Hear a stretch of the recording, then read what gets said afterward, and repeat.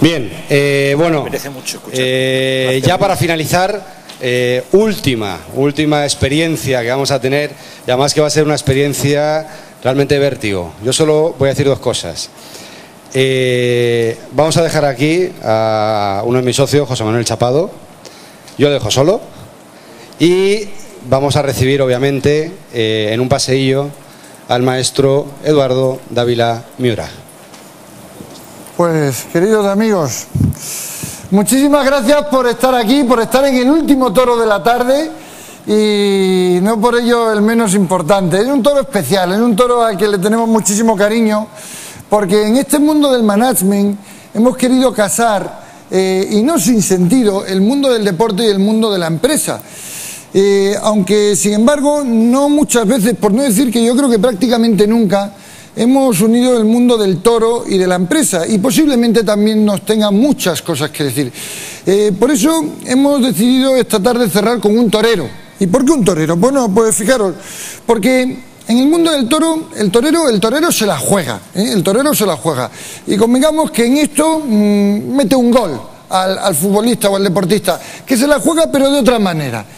Lo más que se juega es una lesión, un torero se la juega de verdad. Además, digamos que aunque está muy bien hablar sobre el trabajo en equipo, el liderazgo, la influencia de unos y de otros, de lo que nosotros estamos intentando hablar es de enfrentar la vida en sus momentos más críticos a base de decisiones que son supuestas elecciones de actitud, que nos contaba antes Luis Galindo. Y esa actitud muchas veces se dirime en la soledad, en lo que muchos han llamado la soledad del directivo. Y pocas experiencias pueden permitirnos vivir esa soledad como la que vive en muchas ocasiones un torero, el frente al toro, absolutamente en el centro del ruedo de una plaza de toros. Está acompañado, pero está bastante solo. Además, convengamos que tiene otro paralelismo muy interesante con el mundo de la empresa. El torero, vamos a decir las cosas también por su nombre, no solo depende de él, también depende del toro. Y aunque evidentemente que es crítica la actitud que uno tenga ante la vida, que hoy hay una crisis, es una realidad objetiva ajena a nosotros y ajena a nuestra propia actitud, y con ella hay que torear. Y además, ¿por qué un torero? Bueno, pues porque creemos que los toros, aparte de también tener técnica, no deja de ser un espectáculo que reúne arte y magia. Por eso hemos decidido traer un torero. Quede claro que lo que pretendemos es extraer consecuencias y aprendizajes muy útiles a nuestro mundo de lo que es la experiencia de la fiesta de los toros. Y no pretendemos hacer una defensa de esta fiesta que en estos momentos pues no deja de ser un punto polémica o controvertida. Aunque quede también claro que yo personalmente no tengo ningún tipo de complejo en manifestar mi emoción por acercar el mundo de los toros, porque me considero un gran aficionado a los toros y un defensor acérrimo de una fiesta que no podemos dejar perder. Además, ¿por qué Eduardo Dávila Miura? ¿Por qué concretamente este torero? Bueno, pues porque ha sido uno de los más grandes. Ha sido un torero durante 10 años. Tengo aquí su currículum. Debutó como novillero en junio de 1995 en Toledo y tomó la alternativa en La Maestranza en abril de 1997, el 10 de abril. Se confirmó en Las Ventas en junio de 1999 y por tanto es un torero de los grandes, porque aparte de 600 corridas ha sido un habitual en las plazas más importantes y concretamente en las dos grandes catedrales del toreo, que son Las Ventas de Madrid y La Maestranza de Sevilla, donde ha salido a hombros en varias ocasiones. En octubre del 2006 se retira, pero creemos que es un torero que tiene mucho que contar, y no solo por este currículum, sino también por otras dos características. Es un torero especial, llega tarde al mundo del toro, llega con 21 años y por tanto es un torero que rompe el molde clásico de aquel otro que comenta que más cornadas da el hambre. Eduardo Dávila Miura no tiene un origen precisamente humilde, es de una familia muy acomodada de Sevilla y por tanto decide dedicarse al mundo del toro no porque lo necesite ni porque el hambre le dé ninguna cornada, sino simplemente porque le apasiona y le gusta.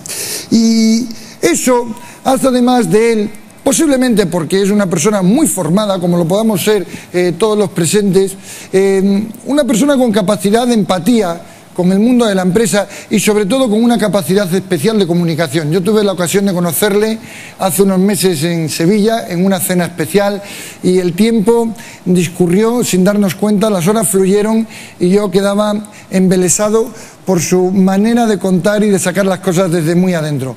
Por eso os invito a que recibamos, como en la Plaza de Toros, con un fuerte abrazo en este pasillo especial al maestro Eduardo Dávila Miura.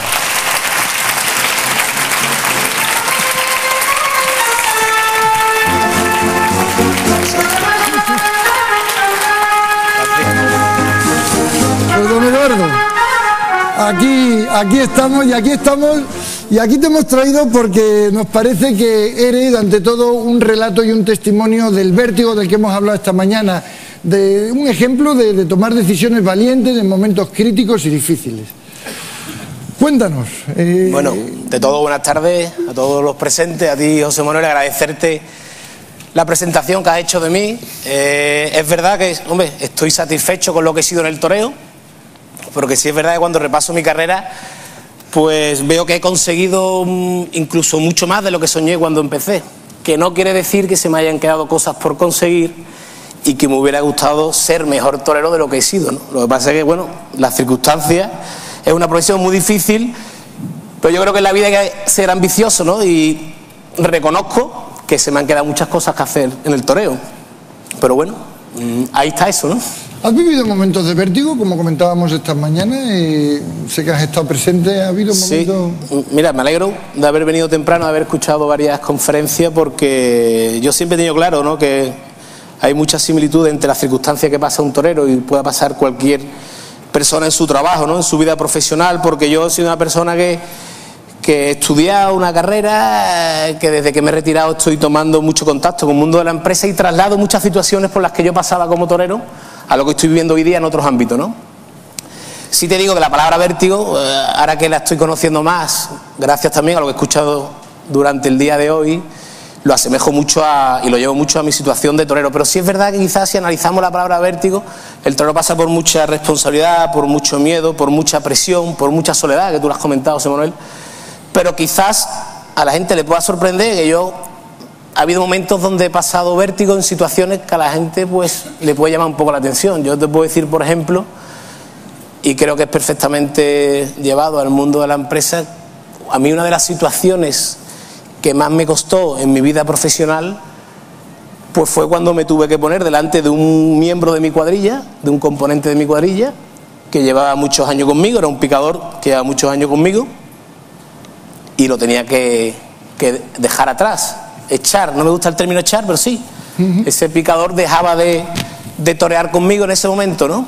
Y recuerdo que yo era una persona, oye, pues tenía 21, 22 años, joven más o menos, 23 años, y tuve que afrontar el ponerme delante de una persona bastante mayor que yo, de 50 y tantos años, y decirle, mira, Manolo, se llama Manolo Montiel, desde este momento acaba esta temporada, para el año que viene no cuento para ti, no cuento contigo en mi cuadrilla, ¿no?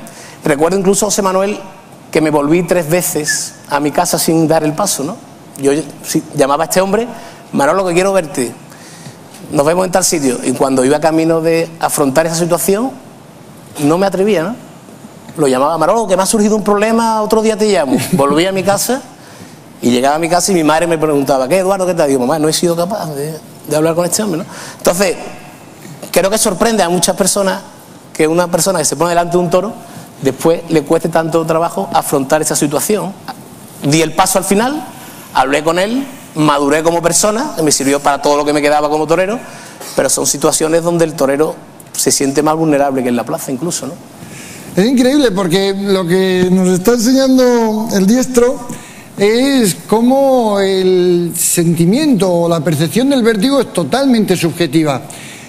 Cualquiera de los presentes podríamos haber imaginado cualquier otra respuesta menos las que nos ofrece Eduardo Dávila Miura, porque todos hubiésemos pensado que una situación de vértigo en un torero tiene que ver con estar delante del toro, y para él una situación de vértigo es dar una mala noticia a una persona querida y conocida con motivo de una relación laboral que les une. Algo muy habitual para nosotros posiblemente, pero donde él se siente vulnerable. Ten en cuenta, José Manuel, perdona, que los toreros, una de las cosas fundamentales para la carrera es que tenemos que madurar pronto, ¿no?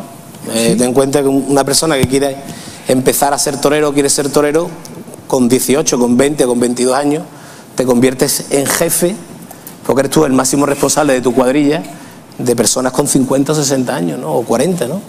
Y entonces, claro, esas situaciones a los toreros nos cuesta trabajo asimilar, porque tenemos la obligación de madurar como personas muy rápido, ¿no? Impresionante. Quiero que os quedéis con algunas frases. Tenemos la obligación de madurar muy rápido. Esto esta mañana le llamábamos responsabilidad.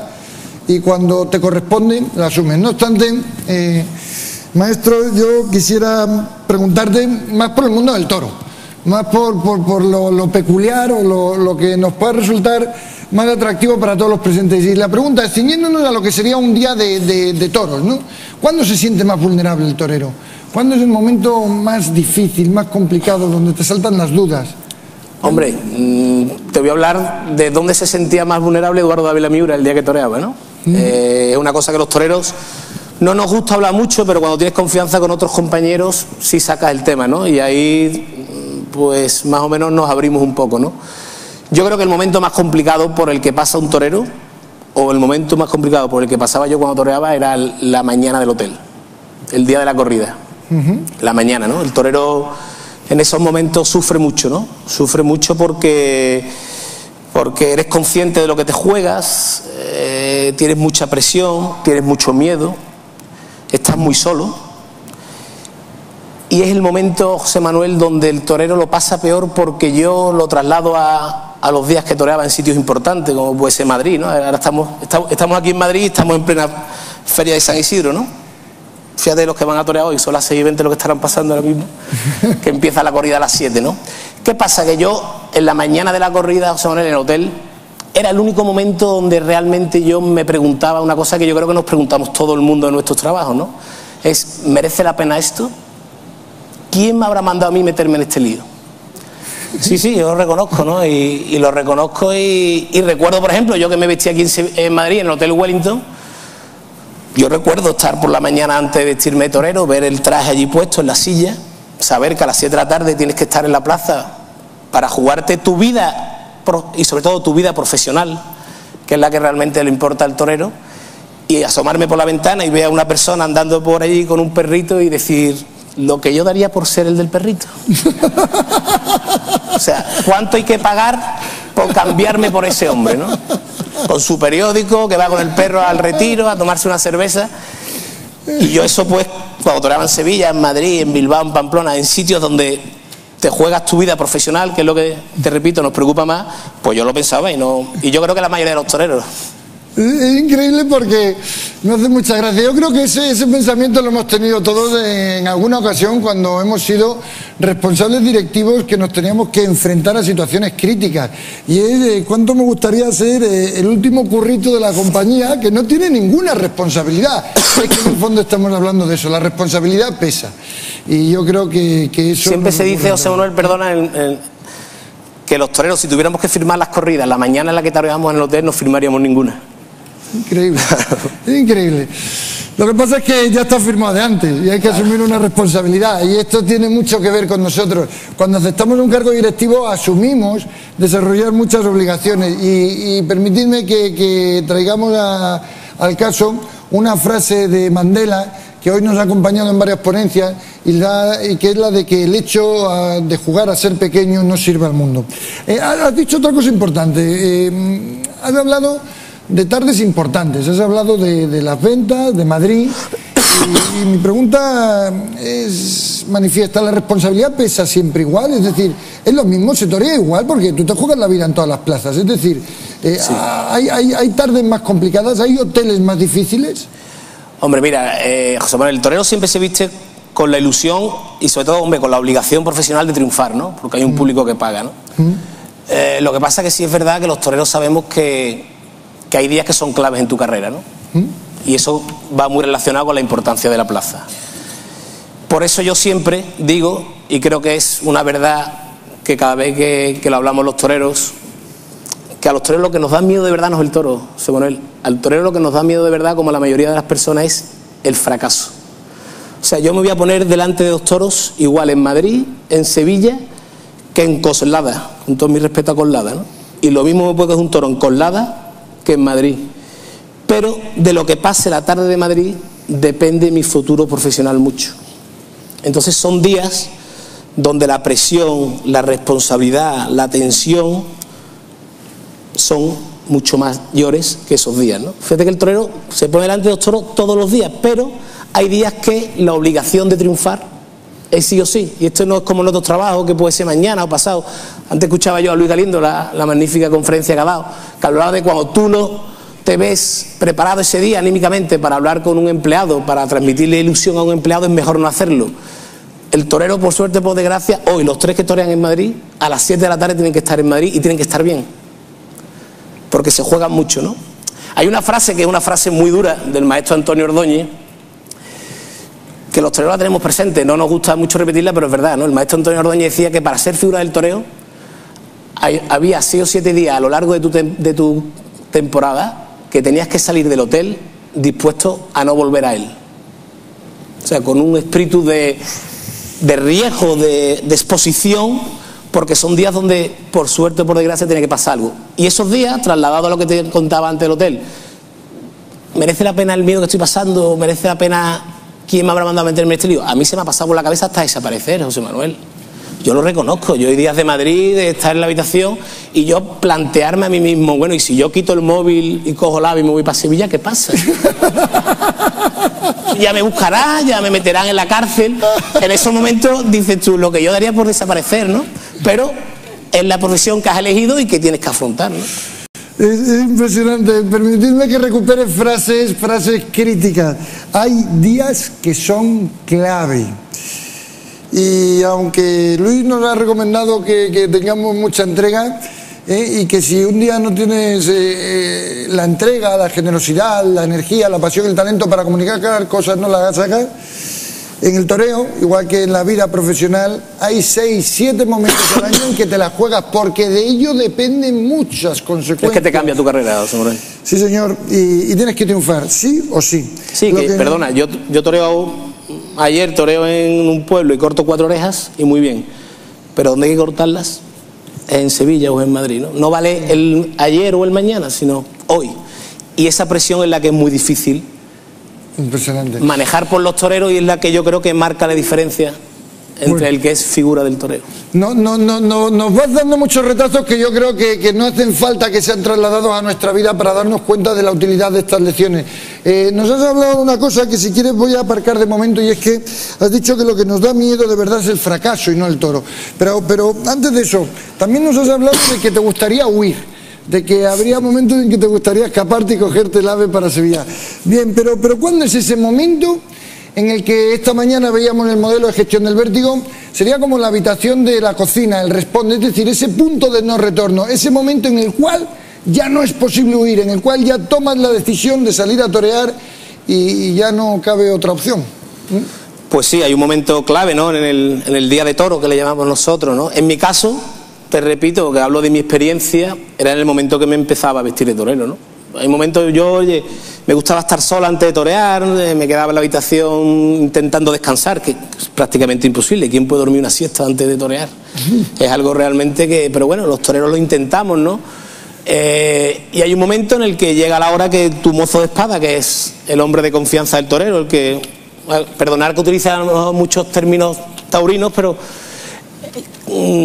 el momento yo en el que llegaba el mozo de espada y me decía, Eduardo, que es la hora, vamos, te tienes que vestir de torero, ¿no? A partir de ahí era el momento en el que yo ya empezaba a autoconvencerme, a autoafirmarme y sobre todo a intentar disfrutar de lo que estaba viviendo, ¿no? Que pasa mucho miedo, pasa mucha responsabilidad, pero también pensaba que era por lo que yo había luchado siempre, que yo había cogido esa profesión porque realmente tenía vocación para estar en ella. Y sobre todo que en el fondo me tenía que sentir un envidiado, ¿no? Porque había luchado por lo que estaba consiguiendo en ese momento, ¿no? Uy, cómo me suena esto con muchas de las cosas que nos ha estado comentando Luis Galindo. Somos unos afortunados. Me tengo que sentir privilegiado. Y eso es una actitud que tú eliges mientras te estás vistiendo, que sé que para ti es el símbolo del compromiso. No sí, esas imágenes son de una corredora en Sevilla, una feria de San Miguel. Te tengo que reconocer que cuando me dijeron de grabarme en un principio... no me gustó la idea, ¿no? Porque pensaba que eso es un momento muy íntimo y muy duro para un torero. También es bonito, ¿no? Pero es un momento duro.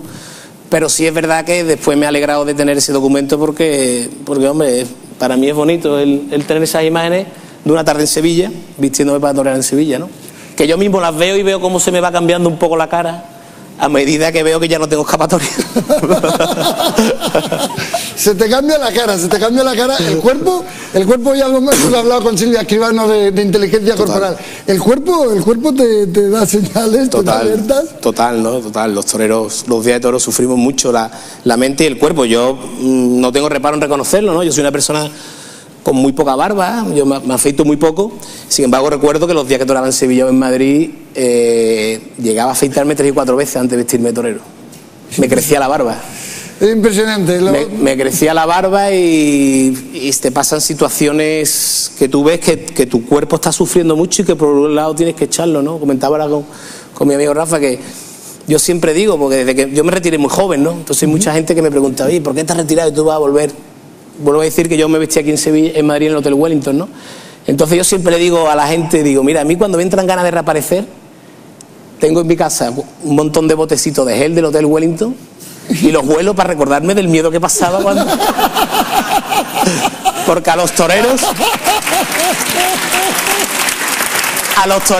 nos marca, como yo creo como a todas las personas, ¿no? Pero nos marca mucho los olores, ¿no?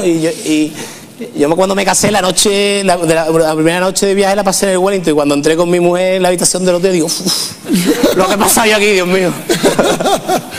Bueno, la verdad es que te agradecemos además la apertura y la humildad, la cercanía, sí, la humanidad. Manuel, estás contando además es que como lo hablamos mucho los toreros, cuando vas cogiendo confianza con toreros, pues lo hablas y ves que todo el mundo pasa por eso, ¿no? ¿Cuál es la relación entre toreros? Cuando llegáis al callejón, en el patio de cuadrilla, antes de realizar el paseillo, ¿qué os decís? Hombre, ahí te repito, ahí cada uno actúa de una forma, cada torero... Es que no cada torero, cada persona es un mundo, ¿no? El torero antes que torero es persona, ¿no? Entonces lo transmitimos todo. Yo creo que en el fondo los toreros somos personas muy sensibles y que lo transmitimos todo. Porque yo me he dado cuenta a lo largo de mi carrera que yo transmitía mucho en la plaza cuando estaba bien o cuando no estaba bien, ¿no? El traje de luz es muy transparente. ¿Qué pasa? Que tú cuando llegas al patio de cuadrilla, pues, quiera o no, de alguna forma te estás midiendo con tus compañeros. El mundo, la profesión de torero es una profesión donde hay competitividad, donde tu triunfo te empuja en tu trayectoria y el fracaso de los compañeros, hombre, no deseas el fracaso del compañero, pero sí es verdad que si tú triunfas y los otros no, pues te vas labrando un camino, ¿no? En una corrida de toros entran 3 toreros, José Manuel, y en una feria de 10 corridas entran 30 toreros y otros repiten, ¿no? Entonces hacerse hueco no es fácil. ¿Qué pasa? Yo, por ejemplo, llegaba al patio cuadrilla, lo primero que hacía era entrar en la capilla a rezar y a partir de ese momento sí, saludas a tus compañeros, deseas suerte, pero sí es verdad que empiezas un poco a medirte con ellos, ¿no? Y yo creo, siempre lo he comentado, que condición, yo creo que casi de todos los seres humanos, siempre pensamos que estamos peor que el de al lado, ¿no? La sensación que tenemos, ¿no? Yo creo que en todos nuestros trabajos, en todos los trabajos de los que estáis aquí, pues os puede pasar. A mí me pasaba cuando toreaba, ¿no? Yo llegaba al patio cuadrilla, saludaba a un torero y ya empezaba, ya pensaba, este está más tranquilo que yo. Este tiene menos miedo que yo, no sé. Y después te das cuenta que todo el mundo está pasando por la misma circunstancia que tú, ¿no? Yo, por ejemplo, recuerdo una anécdota que la refiero mucho en estas cosas, que fue un día que toreé yo con el Juli, en Valencia, una corrida de toros de Miura, el último año mío, el 2006, la única corrida de toros de Miura, creo que ha matado a Juli, y la matamos juntos, ¿no? Yo recuerdo que yo llego al patio de cuadrilla de Valencia, entro en la capilla, y cuando entro en la capilla ya está el Juli allí, está allí Julián, ¿no? Y recuerdo perfectamente que estaba yo rezando y veo a Julián delante del altar, así un poco calentando, ¿no? Por los toreros, ahí cada uno echa el miedo de una forma, a uno le da por reírse, a otro por ponerse serio. Julián en ese momento estaba así haciendo... Y no sé por qué a mí me transmitió que Julián estaba en un momento extraordinario, y yo pensé para mí, digo, joder, macho, este tío está perfecto. Este tío no tiene miedo, me va a pegar un repaso que va a acabar conmigo. Porque yo estoy más nervioso, porque yo estoy pasando peor, ¿verdad? Yo mismo me iba quitando confianza, ¿no? Salimos para afuera justo para hacer el paseillo, nos ponemos el capote de paseo y recuerdo perfectamente que justo antes de hacer el paseillo, Julián se pone al lado mía y en ese momento le comento yo a Julián, justo antes que abran la puerta para hacer el paseo, le digo, Julián, ¿qué ganas tengo que acabe esta corrida de toros? ¿Qué ganas tengo que acabe esto? Y Julián de repente me dice, pues mira, Eduardo, todavía estamos a tiempo de escaparnos, porque había una puertecita abierta atrás. Y entonces en ese momento yo pensé, digo, este está igual que yo. ¿Sabes? Digo, no. En aquel momento a mí Julián me dio confianza sin darse cuenta, bueno, o me transmitió que él estaba pasando. Entonces yo he aprendido a lo largo de los años, ¿sabes?, que todos los toreros lo pasan mal. Todos los toreros sufren, todos tienen presión. Creo que como todo el mundo en nuestro trabajo, ¿no? Cada uno... Y creo que es muy humano. Creo que es absolutamente equiparable a cualquier persona. Tú lo has dicho, un torero es persona. Perdona, José Manuel, hay una anécdota muy buena que yo creo, a mí me la han contado y creo que puede ser llegar a ser verdad, ¿no? A mí me contaron una vez que fíjate lo que es un patio de cuadrilla antes de hacer un paseillo y por lo que pasa un torero, ¿no? Cuenta que un chaval que toreaba en Sevilla por primera vez, justo antes de hacer el pasillo, estaba el hombre allí, debutaba en Sevilla, un novillero, estaba allí para hacer el pasillo y se le acercó una persona, se le puso al lado y le preguntó, ¿qué? ¿Cómo estás? ¿Estás bien o no? Y dice, sí, estoy bien. ¿Estás tranquilo? Sí, estoy tranquilo. Y de repente le dice el chaval a la persona esta, por cierto, ¿ha visto usted a mi padre por ahí? Y le dice, pero si tu padre soy yo, hijo. Claro, es que llega un momento que ya no conoces ni a tu padre. Esto es increíble.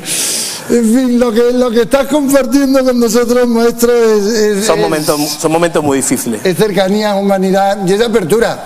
Has dicho una frase que me ha encantado y que no he podido por menos que recogerla, y es la de que el traje de luces es muy transparente, y lo es también nuestro traje como directivo, y transmitimos todo lo que llevamos dentro, y es muy humano pensar que los demás están mejor que nosotros, es muy humano quitarnos o restarnos confianza, pero al mismo tiempo está en nosotros elegir pensar que todo esto le sucede a todos y que de alguna manera tenemos que cumplir con nuestra responsabilidad. Hay un detalle que a mí me llama mucho la atención y siempre lo recuerdo en nuestros seminarios de Vértigo, y es que ponemos varios momentos de la verdad, varios momentos en los que un directivo se la juega, y es asombroso que hay una circunstancia que nosotros decimos mostrar que yo también soy vulnerable. Bueno, es curioso, de todas las pruebas que nosotros situamos, ante las que situamos a los directivos, esta es manifiestamente aquella que más temor despierta en todo. Nadie quiere mostrarse vulnerable ante los demás, y lo que nos ha enseñado esa anécdota entre el Juli y el maestro Dávila Miura es que compartir precisamente estos momentos de vulnerabilidad puede ser que nos ayude a ser más grandes. Bueno, y entramos en la corrida y decíamos que los momentos de vértigo surgen cuando uno piensa algo no va bien. De alguna manera lo que queremos es situarnos en un momento en el que tú sientes que las cosas no están saliendo, y ¿qué haces? Hombre, el momento en el que ya el torero ya, hablo en términos taurinos, ¿no?, en términos de los que yo día a día utilizo, porque ahora soy apoderado de torero, entonces estoy muy cerca de toreros, ¿no? El torero ya se rompe o empieza a desarrollar cuando sale el toro, ¿no? Todo esto es el previo, incluso el momento también durísimo es cuando van a abrir la puerta de chiquero y todavía no has visto el toro, ¿no? Una vez que ya sale el toro, ya te centras en intentar triunfar, ¿no? Aquí y ahora. ¿Qué pasa? Que hay tardes difíciles, hay tardes donde el torero ve que por circunstancias son tardes que son negativas para tu carrera, ¿no? Te repito, hay tardes muy importantes en las carreras de un torero que el triunfo tiene que llegar sí o sí, ¿no? Lo cual es muy difícil, ¿no? Yo a lo largo de mi carrera pues he tenido tardes donde eran tardes duras y donde he tenido que hacer cosas para intentar cambiar la dinámica de esa tarde, ¿no? Y son momentos donde tienes que reaccionar, donde incluso a lo mejor son días que te has vestido de torero con desgana, no estabas anímicamente bien, llegas a la plaza y no estás a gusto. El toreo son muchas sensaciones, yo creo que como en todos los trabajos, ¿no? Pero el toreo son muchas sensaciones, porque tú esas sensaciones además se las transmites primero al toro, que es un animal muy receptivo, y al público, ¿no? Entonces esa posible desgana, tú desde que llegas a la plaza, yo por ejemplo recuerdo una tarde especialmente difícil para mí en Santander, corrida televisada por la Primera Cadena, y que mis dos compañeros, que eran Juan José Padilla y Uceda Leal, le habían cortado las orejas a sus toros. Yo en el primer toro mío no corto nada, porque fue un toro muy chico, se cayó, yo en una tarde que en la que no estaba a gusto, y me quedaba el sexto toro dentro, ¿no?, el último toro de la tarde, y yo en aquel momento recapacité y vi que era un momento difícil para mí, porque estaba en las cámaras de televisión española, porque era una feria Santander que tiene repercusión, y en aquel momento asumí que era una tarde que profesionalmente me podía pasar factura. Y para que tú veas lo que somos los toreros, ¿no?, o las personas, hice una cosa que creo que ni la había ni entrenado, ni yo nunca se me había pasado por la cabeza que fuera capaz de hacer, y lo hice, que es irme a la Puerta de Chiquero a recibir al toro a Puerta Gallola de rodillas. Yo una cosa que nunca pensé que iba a ser capaz de ser. Sin embargo, recuerdo perfectamente que estaba José Ignacio Cedalear terminando de dar la vuelta al ruedo con las 2 orejas, me tocaba a mí el sexto toro, yo estaba con el capote allí calentando, y hay un momento en el que recapacito, pienso todo esto que pasa a 1000 por hora, y hay un momento en el que me pongo a mirar la Puerta de Chiquero y yo mismo me pregunto, ¿tú eres capaz de irte para allá? Fue como un desafío, ¿no? En ese momento no me lo pensé y cogí el capote y me fui para la Puerta de Chiquero. Claro, cuando iba por la mitad de la plaza pensé, digo, ¿dónde vas? Lo que pasa es que ya era tarde, evidentemente, ¿no? Claro, yo noto que el público empieza a pegar una ovación porque a la gente le sorprende que yo me vaya a la Puerta de Chiquero, un torero que no... Yo además... Y aquí voy a entrar en cosas más técnicas taurinas, ¿no? Pero los toreros altos, pues, somos más lentos de movimiento, nos cuesta más trabajo. Normalmente los toros nos cogen con más facilidad y más si te pones de rodillas, ¿no? Entonces yo de rodillas era hombre muerto. Pero bueno, pero asumí que tenía que ir para allá, fui para allá, recuerdo que llegué a la Puerta de Chiquero, me puse de rodillas y... ¿Qué pasa? Que cuando, como era una cosa que ni la había entrenado, ni la había hecho nunca, no sabía si estaba cerca, si estaba lejos de la puerta, yo de rodillas ya me echaba para adelante y digo, no, aquí estoy muy cerca, para atrás. Me echaba. A todo esto recuerdo a mi cuadrilla, a mis banderilleros, los burladeros de los lados, preparados para salir porque sabían que me cogía, ¿no? Y yo allí con el capote esperando que abriera la Puerta de Chiquero y era como uno que le van a pegar un tiro en la sien. Estaba allí. Y recuerdo perfectamente que el torilelo, el que abrió la puerta, me preguntó, ¿Dávila ya? Y digo, ya, abre ya porque me va largo. O abre ya o me voy. Bueno, pues ¿qué pasó? Que salió el toro. Recuerdo perfectamente que el toro se queda frenado delante mía, se asusta un poco de ver, porque claro, el animal sale de un recinto oscuro, sale, me ve y el toro se asustó y saltó por encima mía, de forma que yo veo el toro por encima. Bueno, oye, pues después cogí la muleta, brindé, aquello cogió, le corté las 2 orejas al toro, ¿no? Cuando llegué al hotel, pues mira, llegué con la satisfacción, en primer lugar, de que resolví un momento complicado para mí, y segundo, había pasado una barrera, porque había conseguido hacer algo que ni yo mismo me planteaba hacer, ¿no? Antes, cuando hemos visto otras conferencias que han dicho, el hombre no sabe dónde puede llegar, es verdad, yo lo he vivido en mi carrera de torero. Asombroso, te sorprendiste tú a ti mismo, sí, y además tomaste una decisión que había un momento en el que no aceptaba marcha atrás y ya no quedaba más recorrido que el que te restaba en el ruedo para llegar a la Puerta de Chiquero. Esta historia acabó bien, esta historia acabó, como estamos viendo, con 2 orejas, pero hay otras ocasiones en las que no acaba bien. Antes has hablado mucho del miedo, que no lo era tanto al toro como al fracaso. Y esta sería mi pregunta, ¿qué es lo que de verdad pesa? Porque yo esto me lo he preguntado muchas veces, cuando el torero está ahí solo, y está en el centro del ruedo, y estás tú y el toro, pero alrededor hay una plaza, alrededor hay público, y tú has hablado del concepto del fracaso. ¿Realmente pesa la plaza? Es decir, ¿se escucha lo que se comentan los tendidos? Todo. Yo el tendido 7, ¿qué sucede ahí? El torero lo oye todo, José Manuel. Lo oye todo. Yo creo que los días que torea un torero, que toreamos, fíjate esa foto de la México, ¿no? Fíjate lo que es torear ahí en medio. Esa es la Plaza de Toros de la México, la Monumental de México. Fíjate lo que es ahí y pensar que todos los que están ahí están pendientes de lo que tú haces, ¿no? Y la prensa y... eso es lo realmente difícil manejar para el torero. Te repito que el torero lo que le tiene miedo es al fracaso, no a la cornada. La cornada del torero... Hombre, si a mí me dijeran, o me hubieran dicho antes de salir a torear, hoy un toro te va a pegar una cornada, seguramente no me vestiría de torero e iría a la plaza. Pero el torero asume la cornada, sabes que es parte de tu profesión. Lo que realmente no asume el torero y lo que realmente nos pasa factura es el fracaso. Esa es la mayor decepción y el momento más complicado por el que un torero pasa. Cuando tú vuelves al hotel y te das cuenta que no has sido capaz de responder a las expectativas, que no has sido, te sientes mal contigo mismo, ¿no? Y hay tardes donde el torero, fíjate qué cosa tan fuerte voy a comentar, pero es verdad porque yo lo he vivido, ¿no? El torero no se deja coger por un toro. O sea, el ser humano no es capaz de asumir, voy a dejarme, porque eso sería un suicida que se pone delante de un tren y deja que el tren. Pero yo sí puedo contar que hay una experiencia que viví una tarde en Bilbao en la que yo me alegré de que un toro me cogiera. Me alegré porque volvemos a lo mismo. Tarde importante, televisada, Feria de Bilbao, tarde en la que yo estaba mal, en la que no estaba a gusto, porque estas situaciones se repiten en tardes donde tú por lo que sea no estás a gusto, ¿no? Las sensaciones no son buenas.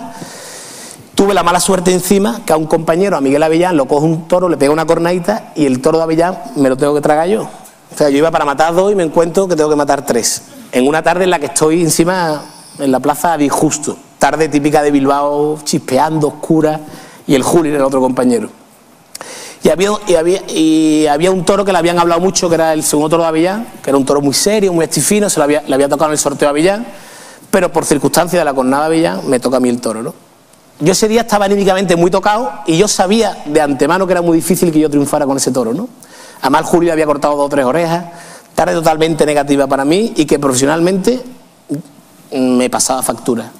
Y lo que son las cosas, no me dejé coger, pero yo parando ese toro con el capote, yo un momento que estoy parando el toro con el capote y yo estoy pensando por la embestida del toro, por cómo tenía el típico toro que a mí me asustó mucho, ¿no? Y yo pensaba, digo, Eduardo, tú con este toro no vas a triunfar. Tú con este no triunfas, macho. Tú cuando cojas la muleta, que te coja o que sea lo que Dios quiera. Pero tú con este no vas a triunfar. Y lo que es la vida, pasa el toro por al lado mía, me pega con los cuartos traseros, me destabiliza, caigo al suelo y el toro pasa por al lado y fue un toro muy certero, pero me suelta un pitonazo y me pega una cornada aquí que me abre este entero. Yo de las cornadas más dolorosas y más desagradables, que yo cuando me miré la pierna me veía todo eso abierto. Pero te puedes creer, Samuel, que yo cuando vi la cornada digo, oh, qué alegría. Lo digo de verdad. Lo digo de verdad.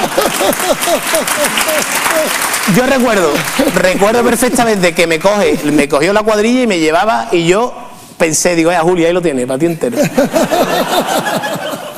¿Qué pasa? Que al día siguiente la prensa, José Manuel, lo que hubiera sido Dávila Miura muy mal, Dávila Miura, cornada muy grave, no sé, ya la cornada lo tapaba todo. ¿Sabes lo que digo? No, entonces yo en ese momento asumí que lo mejor era la cornada y yo sé de compañero, yo hablo una conversación con César Rincón, que él un día entró a matar a un toro diciendo que me coja. Y eso los toreros lo asumimos en esos momentos, ¿no? Llegamos a un momento de máximo compromiso con nuestra profesión y somos capaces de dar ese paso que hay que dar, ¿no? Es impresionante, yo no sé muy bien, yo me quedo sin palabras ante lo que estoy escuchando, se lo he oído escuchar, lo he escuchado ya previamente, obvio, pero cada vez que te lo vuelvo a escuchar se me encoge el corazón.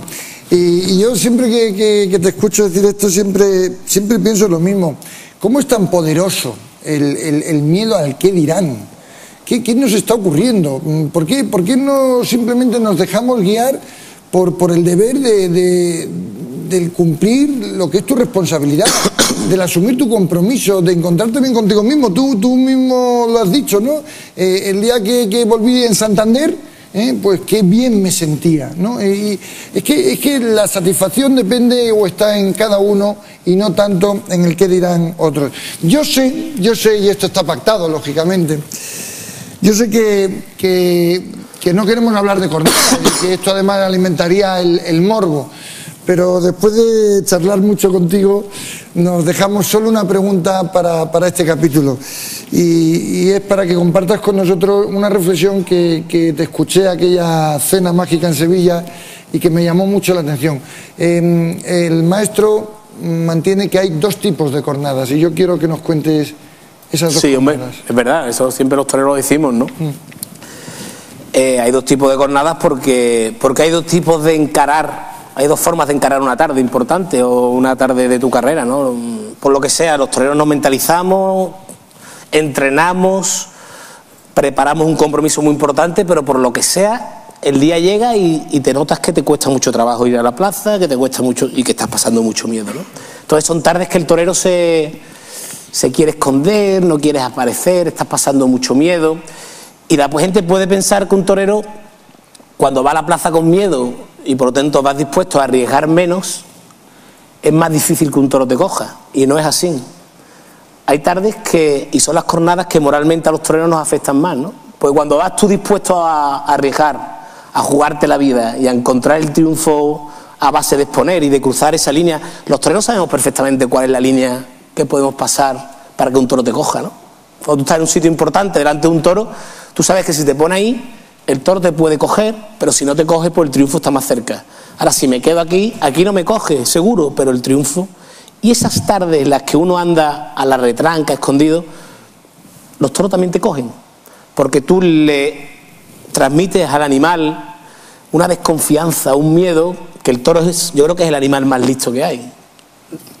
El toro, desde que sale y toma contacto con el torero, está absorbiendo cómo está el torero, su estado anímico, su ilusión, su moral, su convencimiento. ¿Por qué dicen a este torero le están embistiendo muchos toros, tiene mucha suerte? No, es que cuando un torero está en buen momento, los toros te embisten bien, porque tú los convences. Y esas tardes en las que tú vas a esconderte, a no arriesgar, el toro te coge porque sabe que te está ganando el terreno, está el toro por encima tuya. Y esas jornadas a los toreros moralmente nos hace mucho daño, porque tú dices, bueno, pero si, es como si tú vas en el coche y dices, coño, me voy a salir a 40 en la curva, y yo he entrado a 40, ¿cómo me voy a salir? Oye, yo he entrado a 200, se me ha ido el coche, pero es que iba a 200. A mí, cuando me cogía un toro jugándomela de verdad, pues decía, oye, me ha cogido, pero es que yo podía pasar. Pero ¿cómo me coge este si yo venía aquí a que no me cogiera? Entonces, moralmente, eso nos afecta mucho, José Manuel. Es increíble porque para mí también aquí hay otra de las grandes lecciones sobre el modelo de gestión del vértigo.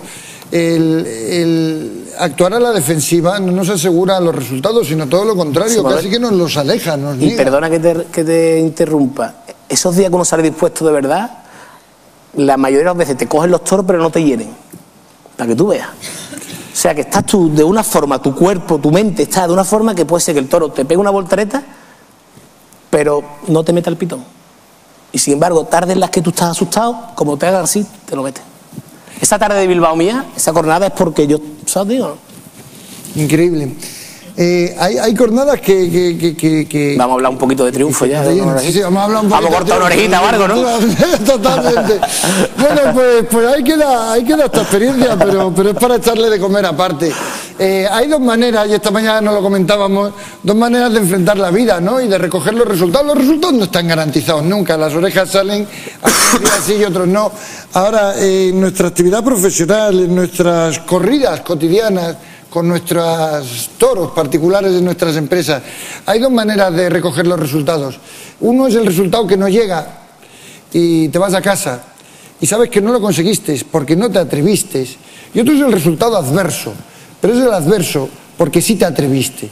Y yo creo que hay dos arrepentimientos muy distintos: el arrepentirte por lo que no has hecho, por lo que no fuiste capaz de hacer, el arrepentirte por lo cobarde que has sido, o el arrepentirte por cosas que sí te atreviste a hacer. Este último arrepentimiento no hiere tampoco en la vida profesional.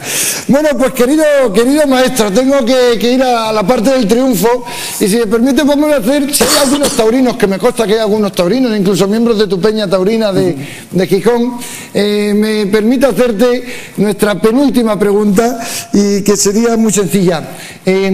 ¿Por qué te retiraste? Porque esto se lo preguntó todo el mundo del toro. O sea, era tu año más dulce, el 2006, estabas cosechando muchísimos triunfos, estabas hilando unas faenas espectaculares, y en tu mejor momento, de repente, nadie lo entendió. O sea, salió en los medios publicados, Eduardo Dávila Miura se retira y no se sabe muy bien por qué.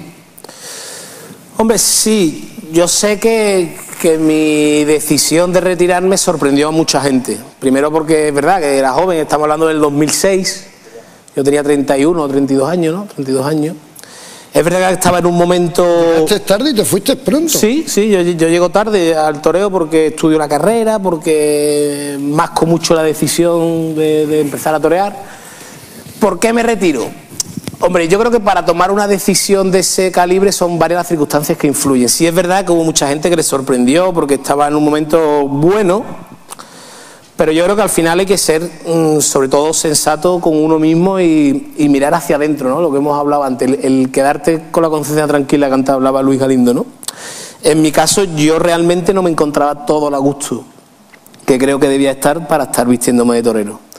Fue una temporada, la del 2006, donde yo la empecé complicada, donde influye, porque así lo piensa mucha gente, y es verdad que pudo influir, que empieza a tener hijos. Pues ya tenía dos niñas y mi mujer estaba esperando el tercer niño, y es verdad que a mí la situación familiar me afectó. Hay toreros que no, a mí sí, ¿no? Yo me daba cuenta que el salir para torear con hijos, la vida de torero, no lo quería reconocer, pero yo sin darme cuenta ponía la balanza, ¿no? Pero sobre todo hay una cosa, José Manuel, clave, que al fin y al cabo yo me di cuenta que cuando toreaba con compañeros jóvenes o con toreros de mucha importancia, de mucha capacidad, ellos le estaban haciendo cosas a los toros que yo en ese momento no era capaz de hacerle. Por ilusión, por ambición, por lo que tú quieras, pero yo creo que en la vida, en todas las profesiones, hay que compararse o intentar compararse con los mejores, ¿no? Yo, el compararme con los medios, con todo mi respeto, ¿no? Pero yo quiero ser torero, o he intentado ser torero, o he luchado para ser torero, para estar en los sitios importantes con los mejores toreros. Algunas veces he triunfado yo, otras veces he triunfado ellos. Pero yo sí veía que lo que estaban haciéndole ellos al toro, yo en ese momento no era capaz de hacerle. A lo mejor en otros momentos sí, a lo mejor 3 años después sí, pero yo en ese momento no era capaz de hacerlo. Y entonces vi que era el momento y tomé la decisión, que sorprendió mucho, que hubo mucha gente que... Y sobre todo había mucha gente que me decía, tú dentro de un año estás toreando otra vez, dentro de 2 años tú vuelves. Oye, pues de momento yo son ya 5 años, creo, sin torear, vestido de luces y bueno, y creo que fue una decisión acertada en ese momento. Impresionante, es el crecer, el renacer que hablábamos esta mañana en la última fase del modelo de gestión del vértigo. Es una decisión difícil. Yo asumí a José Manuel en aquel momento que yo iba a hacer bastantes cosas en la vida, porque creo que soy una persona inquieta, que me gusta hacer cosas y que iba a echar de menos el toreo. De hecho lo he hecho, pero bueno, estoy apoderando, estoy con este tema de formación que me gusta mucho. Pero asumí desde el primer momento que no iba a encontrar nada que me apasionara tanto como torear, ¿no? Entonces, como lo tengo asumido, de vez en cuando toreo una vez en el campo, toreo en un festival y ahí voy. Es increíble. ¿Recordáis? Esta mañana hablábamos de que en esa última fase, en el renacer, para pasar a un estadio cualitativo nuevo, hay que asumir una cuota de pérdida. No podemos renacer a un universo nuevo sin dejar algo atrás, aunque nos duela eso que dejamos, pero a cambio ganamos otras muchas cosas. Puede ser que la fiesta perdiera a un maestro de bandera, pero una familia pues ganó a un padre más cercano que es más certero o más posible que regrese todas las noches a casa. Yo voy a pedir, Sonsoles, que demos sonido en estos momentos para que nos acompañe en nuestra última pregunta, la pregunta que dirijo a la persona, Eduardo. Esa es la primera vez que toreo en mi vida, o sea, esa foto. Este paso doble, pocas personas pueden presumir de tener un paso doble dedicado a él. El paso doble que estamos escuchando es el paso doble de Ávila Miura, ha sido grande. Y después de todo lo que nos has contado, Eduardo, esta es nuestra última pregunta. Y después de todo esto, después de tantas tardes vistiéndote en el Wellington, de tardes como Bilbao, también de triunfos como en Santander, de sorprenderte a ti mismo, ¿todo esto ha merecido la pena? Hombre, para mí sí ha merecido la pena. Yo la verdad que, fíjate, esa foto que estáis poniendo, ¿no? Es la primera vez que toré en mi vida, tenía 6 o 7 años. Yo siempre toda mi vida he jugado al toro. Sí es verdad que me costó más tomar la decisión de querer ser torero que de dejarlo, ¿no? Porque yo, sinceramente, estaba estudiando, me daba mucho miedo en mi casa decir quiero ser torero porque veía que era una decisión que en mi casa no iba a gustar. Y yo mismo me iba autoconvenciendo de que esto es muy difícil, llegar a ser torero es un milagro, no. Pero hay un momento clave en mi vida, que con 20 años o con 19 años, me digo a mí mismo, me doy cuenta, sobre él, que lo que me daba miedo a mí era 10, 12 años después, con 30 y tantos años, preguntarme, ¿hubiera sido yo capaz de ser torero? ¿Lo hubiera conseguido? A mí el quedarme con esa duda dentro, creo que me hubiera lastrado toda mi vida, ¿no? Entonces yo reconozco, siempre lo digo, que yo empiezo a querer ser torero con el simple objetivo de despejar esa duda. Después me voy dando cuenta que gracias a Dios tengo cualidades, tengo mucha vocación, tengo afición en mi vida, pero eso lo voy descubriendo poco a poco. Empiezo de novillero, tomo la alternativa, confirmo en Madrid y estoy 10 años de matador de toros en las principales ferias de España, América y Francia, ¿no? Y entonces digo, ¿ha merecido la pena? Por supuesto que ha merecido la pena. Yo creo que es la gran decisión de mi vida porque me ha dado, yo creo que una educación, aparte de educación taurina, una educación personal y unos valores que la profesión de torero te inculca, que me va a servir para toda la vida. Y de momento estoy aquí, hablando aquí, porque he sido torero, ¿no? Y poder trasladar a gente de distintos ámbitos lo que es la profesión de torero, pues me encanta, ¿no? Entonces, por supuesto que ha merecido la pena. Y me pregunta mucha gente, oye, ¿y te planteas volver? Yo creo que en la vida hay que mirarla día a día, ¿no? Nunca se puede decir de este agua no beberé. Yo solo digo que a mí lo que más me gusta del mundo es torear, pero de momento sobrevivo sin ponerme delante del toro. Emocionalmente. ¿Y si no hubiesen llegado todos los triunfos que has llegado a cosechar? Por supuesto. Yo reconozco y siempre lo digo que aun sabiendo que no iba a tener la mitad de suerte que he tenido, que iba a fracasar, que me iba a quedar de novillero, yo creo que el simple hecho de haberlo intentado mereció la pena. Yo creo que esa frase de solo fracasan los que no lo intentan fue la clave de lo que ha sido mi carrera. Pues queridos amigos, os pido una ovación para el maestro Eduardo Dávila Miera. Muchísimas gracias.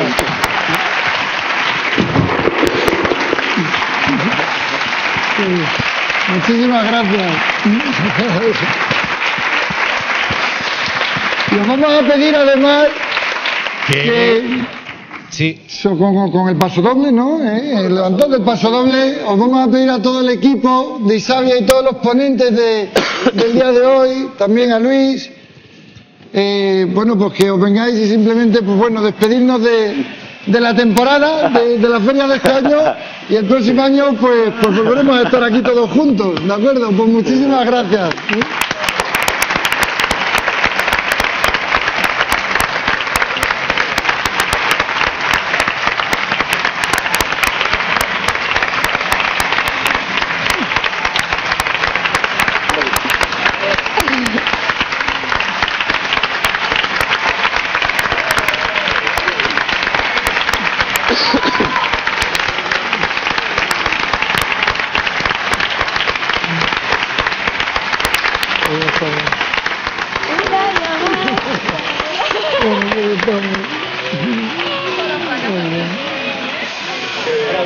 Gracias. Enhorabuena. Muy bueno. Gracias.